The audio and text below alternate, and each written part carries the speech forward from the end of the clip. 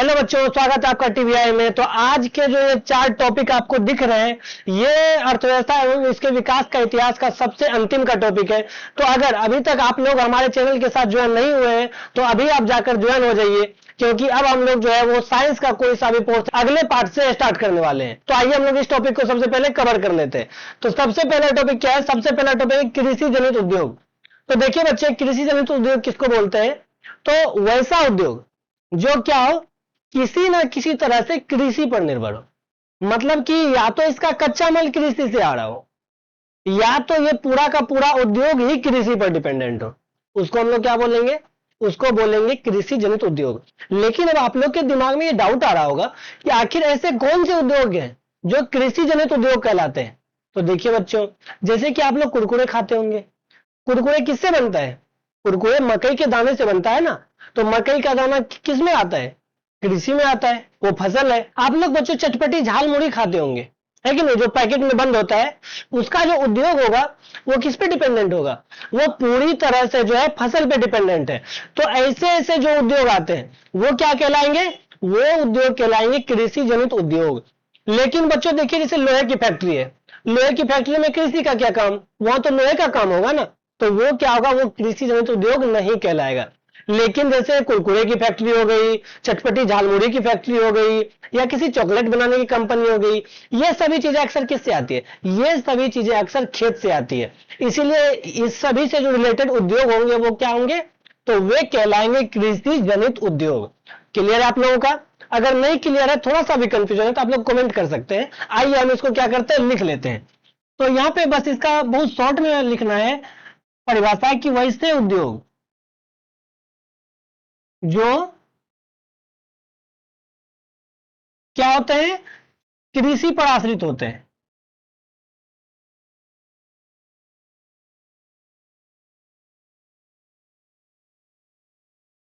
वे सभी उद्योग क्या कहलाते हैं बच्चे? वे सभी उद्योग कहलाते हैं जनित उद्योग। इसका उदाहरण क्या हो जाएगा? इसका उदाहरण हो जाएगा कुरकुरे की फैक्ट्री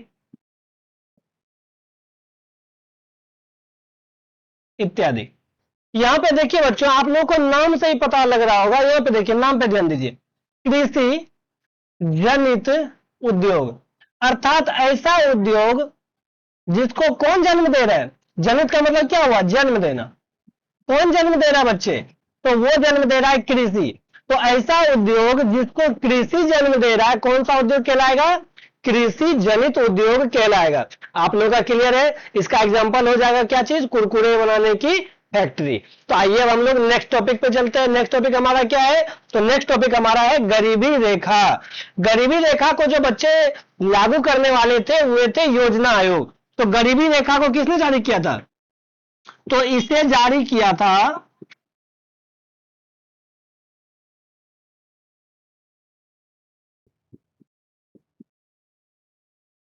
योजना आयोग ने।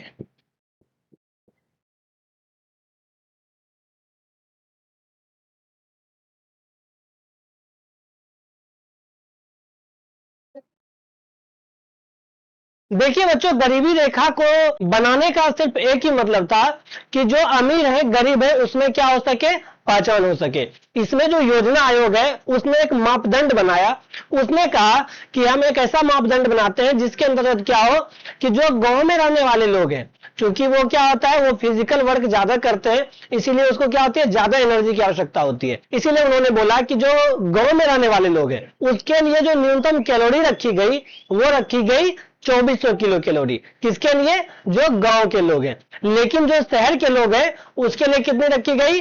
2100 किलो कैलोरी रखी गई। और जो भी व्यक्ति क्या हो रहा है, इससे कम खाना खा रहे हैं, अर्थात 2400 किलो कैलोरी पर डे खाना उसको नहीं हो पा रहा है, तो वे सभी किस में आ जाएंगे बच्चे? तो वे सभी आ जाएंगे हमारा गरीबी रेखा के अंतर्गत। तो इसके क्या मापदंड है गरीबी रेखा में आने के लिए? तो 2400 किलो कैलोरी से कम ऊर्जा मिले। किस एरिया में बच्चों? तो गांव में। और 2100 किलो कैलोरी से कम ऊर्जा मिले कहां पे, शहर में, तो उसे हम क्या बोलेंगे, तो उसे कहेंगे हम गरीबी रेखा से नीचे के लोग।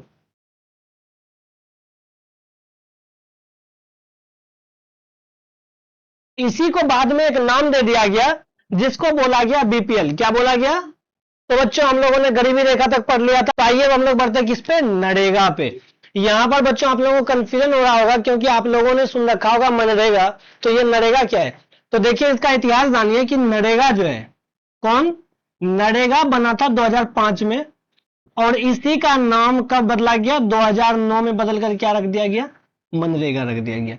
लेकिन दोनों का उद्देश्य एक ही है कि क्या करना, रोजगार देना। आइए सबसे पहले इसके फुल फॉर्म को जानते हैं। नरेगा का फुल फॉर्म होता है national rural employment guarantee act.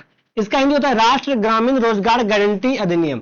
इसके नाम से ही पता चल रहा है कि इसमें क्या हो रहा है कि कुछ दिनों के लिए निश्चित रोजगार की गारंटी दी जा रही है, किसके द्वारा, सरकार के द्वारा। तो इसमें इसके अंतर्गत बच्चों 100 दिनों के लिए, कितने दिनों के लिए, 100 दिनों के लिए रोजगार की गारंटी दी जाती है।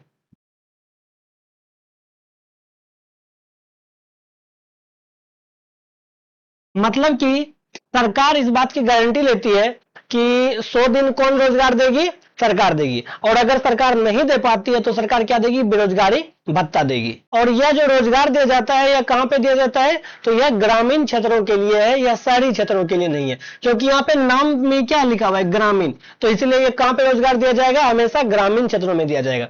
और बच्चे यहाँ पे एक और इंपॉर्टेंट बात है कि इसे विश्व का सबसे बड़ा रोजगार गारंटी योजना माना गया। विश्व का सबसे बड़ा रोजगार गारंटी योजना माना गया।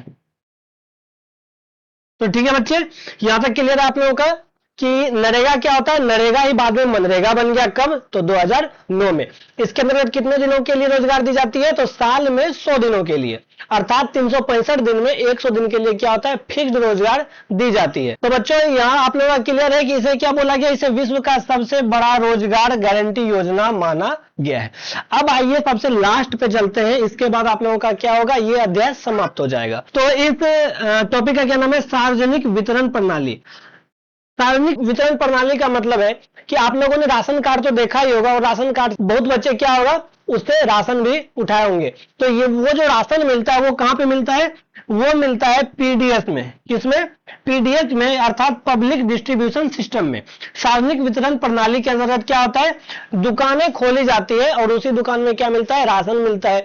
और यह राशन की खासियत क्या है, इस राशन की खासियत यह है कि यह बहुत ही कम दामों में मिलता है। क्योंकि यह किसके लिए है, तो यह सिर्फ गरीबों के लिए, किसके, किसके लिए, गरीबों के लिए।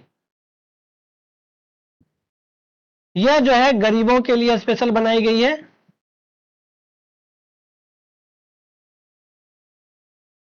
ठीक है, तो गरीबों के लिए कौन सी वितरण प्रणाली बनाई गई, सार्वजनिक वितरण प्रणाली। इसके अंतर्गत क्या मिलता है, अनाज और कुछ कुछ ऐसे बेसिक जो चीजें हैं इंसान की, वो जो खाने पीने की बेसिक चीजें हैं वो क्या होता है, वो मिलती है। तो ठीक है बच्चों, हमारा चैप्टर क्या होता है, यहीं पे समाप्त होता है।